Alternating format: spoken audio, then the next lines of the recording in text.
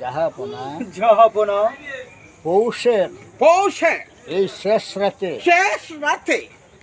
যমুনার দ্বারে শিবির সন্নিবেশ করে আমরা মহা বিপদে পড়েছি। একই প্রবল ঠান্ডা। এখন কি করতে পারবো জনাব এই পৌষের শেষ রাতে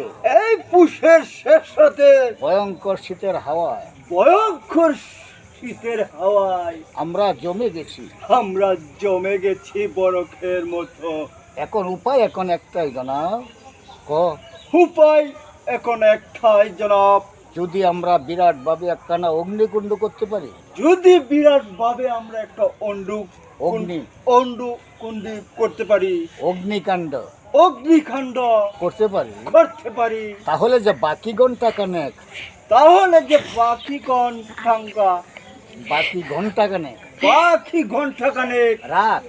রাত আমরা আরামে কাটাতে পারবো। তাহলে আমরা আরামে কাটাতে পারবো। কিন্তু এত বড় অগ্নিকুণ্ড করা কি করে সম্ভব? কোনো অসম্ভব না জনাব। আপনি হুকুম করলে সব কিছু করতে পারি। তাহলে দিদা কি যাও তুমি সবাইকে বাঁচাও। তুমি বাঁচাও। হ্যাঁ আমি যাচ্ছি।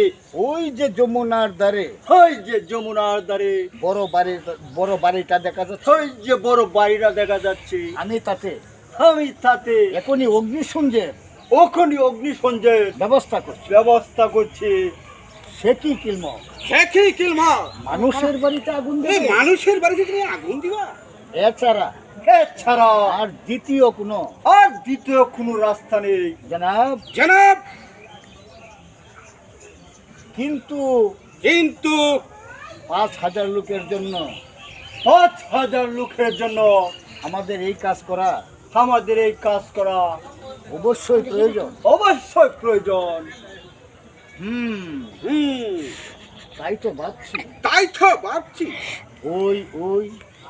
ওই শুনুন 5,000 মানুষের কি করুন আর্তনাদ। আপনি হুকুম দিন জনাব। আপনি হুকুম করুন জনাব। আমি সবাইকে বাঁচাই। হ্যাঁ তুমি যাও সবাইকে বাঁচাও। হ্যাঁ যাচ্ছি। আমি যাচ্ছি। কিন্তু জনাব এই মহৎ কাজে যদি কেউ বাধা দেয়, এমন কম্বক এই ভারতে জন্মগ্রহণ করে হয়নি। জনাব ইব্রাহিম যদি সারা ভারতের সম্রাট ইমরান মেহেরবানি চাইলে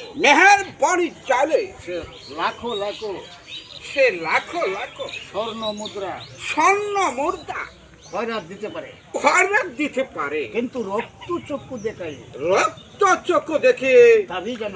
দাবি জানালে তার স্থান হবে অন্ধকার কারাগারে। অন্ধকার কবরে।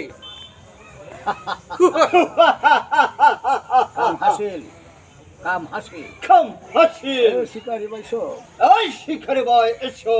যদি বাঁচতে চাও তাহলে বামুন ঠাকুরের বাড়িতে আগুন লাগাও। তাহলে ব্রাহ্মণ ঠাকুরের বাড়িতে গিয়ে আগুন লাগাও।